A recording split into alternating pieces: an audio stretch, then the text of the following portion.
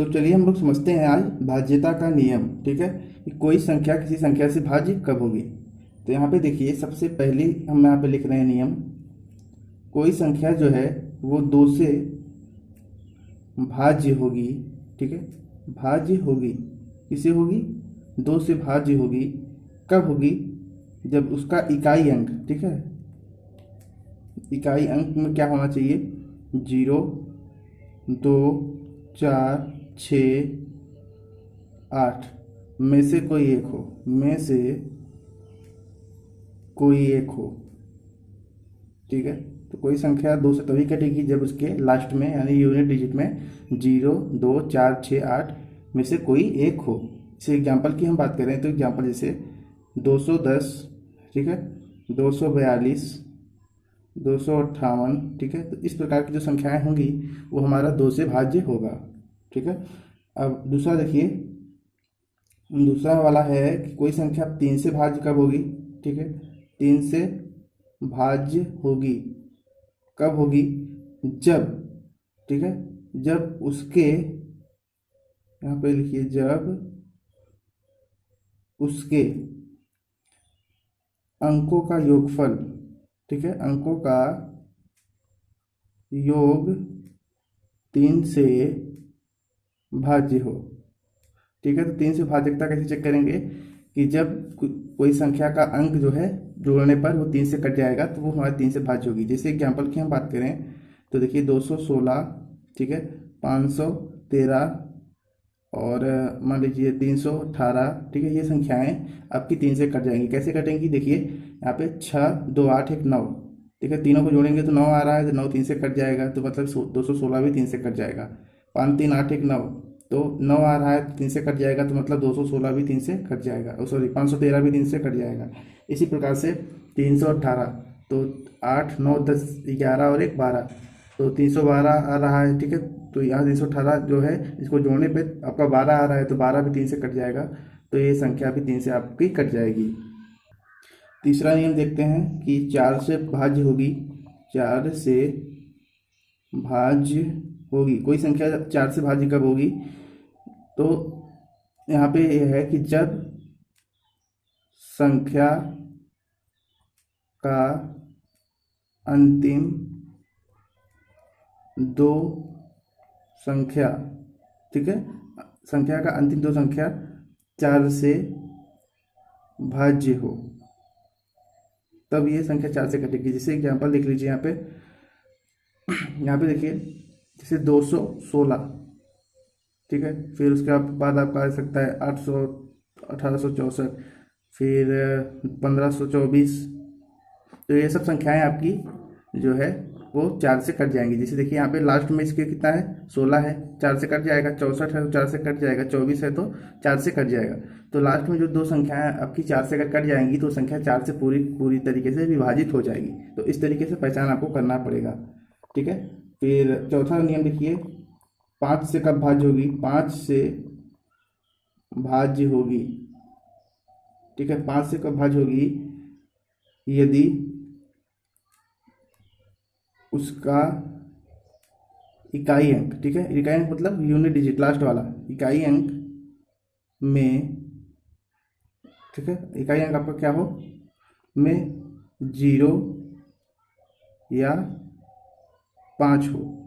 ठीक है, तो वो संख्या आपकी पाँच से कट जाएगी। जैसे एग्जाम्पल की बात करें तो 110, 315, 275, 395। ठीक है, तो इस टाइप की संख्या देखिए, यहाँ पे 0 होगा लास्ट में तो पाँच से कट जाएगा, 5 है तो पाँच से कट जाएगा। तो इस तरीके से आपको इसमें पहचानना पड़ेगा।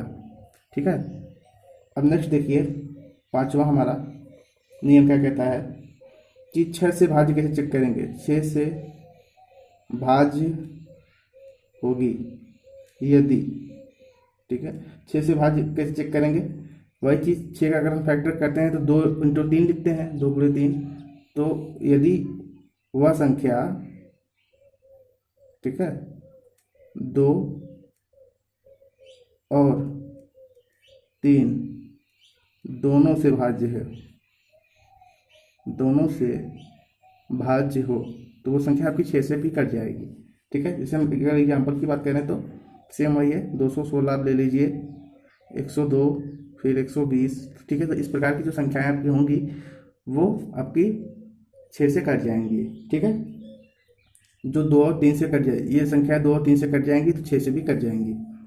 उसके बाद छठवां आपका नंबर है 7 से भाज्य कैसे चेक करेंगे, 7 से भाज्य होगी, ठीक है। तो 7 से भाज्य कब होगी, देखिए ये इसका कंडीशन ये है कि जो इसका लास्ट डिजिट होगा यानी इकाई अंक, ठीक है। तो इकाई अंक का दूना, ठीक है, इकाई अंक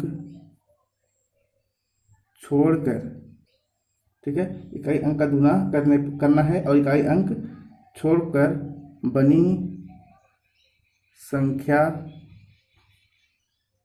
में से घटाने पर। ये चीज़ आपको नहीं समझ में आया होगा, मैं आपको समझा रहा हूँ। देखिए इसका कहने का मतलब ये है कि इसे एग्जाम्पल देखिए, यहाँ पे एक संख्या हमने लिया 343, ठीक है। तो इस प्रकार से हमने संख्या लिया और हमें चेक करना है कि ये 7 से डिविजिबल है या नहीं है। तो क्या करेंगे हम, सबसे पहले जो आपका लास्ट वाला डिजिट होगा उसका दूना कर लेंगे, इसलिए मैंने यहाँ पे दूना लिखा है, ठीक है। तो इसका दूना करेंगे तो कितना हो जाएगा, 6 हो जाएगा। तो यहाँ पे जो आपका 6 हो गया, इस 6 को 34 में से घटा देंगे, तो 34 में से हम 6 घटाएंगे तो आएगा 28, और 28 हमारा 7 से कट जाएगा, ठीक है। तो इसका मतलब ये है कि 343 भी आपका 7 से कट जाएगा, ठीक है। तो ये इसका मतलब हो जाएगा, मतलब ये कि यहाँ पे लिख दिए घटाने पर 7 से भाज्य हो, ठीक है। तो ये इसका हो जाएगा कि ये संख्या घटाने पर 7 से भी भाज्य होना चाहिए। तो आपको समझ में आया कि जैसे 343 है तो 343 में क्या करेंगे, जो लास्ट वाला डिजिट होगा उसका दोगुना करेंगे, उसके बाद जो संख्या हमारी आगे बचेगी इसको छोड़ने पर उसमें से घटाएंगे, अगर वो संख्या 7 से हमारी कट जाएगी तो संख्या पूरी की पूरी 7 से डिविजिबल होगी, ठीक है। अब 7वें क्वेश्चन पे आते हैं, 8 से भाज्यता चेक करते हैं, ठीक है। तो 8 से भाज्य होगी, ठीक है। तो 8 से भाज्य कब होगी, तो यहाँ पे देखिए जब लास्ट 3 डिजिट, ठीक है, अंतिम 3 संख्या, ठीक है, अंतिम 3 संख्या 8 से भाज्य हो, 8 से भाज्य हो अंतिम 3 संख्या, तो वो संख्या हमारी 8 से कट जाएगी। जैसे एग्जाम्पल की बात करें तो यहाँ पे देखिए मान लीजिए 97, 128, ठीक है। तो यहाँ पे देखिए 128 है, तो 128 हमारा 8 से कट जाएगा, ठीक है। तो ये हमारा क्या है, पूरे के पूरा 8 से कट सकता है। और इस तरीके का संख्या देखिए 240 है, 8 से कट जाएगा, आती है 24, तो लास्ट का 3 डिजिट हमारा 8 से कट जाएगा, तो ये पूरी की पूरी संख्या हमारी 8 से कट जाएगी, ठीक है। तो इस प्रकार से आप इसको देख सकते हैं। अब आगे देखते हैं कि संख्या 9 से भाज्य कब होगी, 9 से भाज्य होगी, तो 9 से भाज्य कब होगी, तो ये भी आपका 3 के जैसा ही है। जैसे 3 में होता था कि उसका सभी योग 3 से भाज्य हो, तो इसमें होगा सभी अंकों का योग 9 से भाज्य हो, ठीक है। तो सभी अंकों का योग जो है 9 से अगर भाज्य होगा तो वो संख्या हमारी 9 से कट जाएगी। तो 5, 7, 6, ठीक है, 7, 6, 13, 13 और 5 18, तो ये 18 आ गया, तो 18 हमारे 9 से डिविजिबल हो जाएगा। तो कहने का मतलब ये टोटल संख्या हमारी 9 से कट जाएगी, ठीक। 9वां स्टेप बात कर लेते हैं कि 10 से भाज्य होगी, ठीक है, 10 से भाज्य होगी, तो 10 से कब कटेगी कैसे देखना है, यदि अंतिम में, या फिर इकाई अंक बोल सकते हैं, अंतिम या फिर इसे इकाई भी बोलते हैं, ठीक है, इकाई अंक, अंतिम या फिर इकाई अंक में 0 हो, ठीक है, तो वो संख्या हमारी 10 से भाज्य होगी, समझ गए। जैसे अगर हम एग्जाम्पल देखिए तो कोई भी संख्या ले लीजिए, 510, फिर आपका 710, ठीक है। तो इस प्रकार की जो संख्याएं होंगी वो हमारा कट जाएंगी किससे, 10 से। और लास्ट वाला स्टेप देख लेते हैं 11 से भाज्य के चेक करने का, ये मेन इंपॉर्टेंट है, ये सबसे ज़्यादा लास्ट वाला, ठीक है। तो 11 से भाज्य कब होगी, यदि सम और विषम, ठीक है, यदि सम और विषम स्थानों के योगों का अंतर, ठीक है। मैं आपको अभी समझा रहा हूँ। यदि सम और विषम स्थानों के सम और विषम स्थानों के योगों का अंतर 0 हो या 11 का गुणज हो। मैं आपको समझा रहा हूँ, ठीक है। 1 मिनट रुक जाइए। यहाँ पे देखिए एग्जाम्पल, देखिए जैसे मैंने एक संख्या लिया 1 3 6 10 52, ठीक है। इस प्रकार से हमने एक संख्या लिया। अब हमको इसे चेक करना है कि 11 से कटेगा नहीं, तो क्या करना है, सम और विषम। तो ठीक है, तो देखिए पहला विषम लेके चल रहे हैं, ठीक है। तो पहला, फिर आपका तीसरा, फिर ये 0 और फिर ये, और फिर इसके बाद ये वाली संख्या, फिर ये वाली संख्या, फिर ये वाली संख्या। इनको जोड़ना है हमें। जैसे देखिए यहाँ पे 1 था ना, ठीक है। तो 1 + 6, फिर इसके बाद +0 + 2, ठीक है। तो क्या हो गया, 6 2 8 1 9, ठीक है। अब ये वाला सम वाला जोड़ते हैं, तो 3, इसके बाद 1 है हमारा, उसके बाद हमारा क्या है, 5 है, ठीक है। तो 5 6 3 9, ठीक है। तो 9 9 बराबर, अब जब दोनों को घटा देंगे 9 - 9, कहने का मतलब आपका विषम माइनस सम, ठीक है।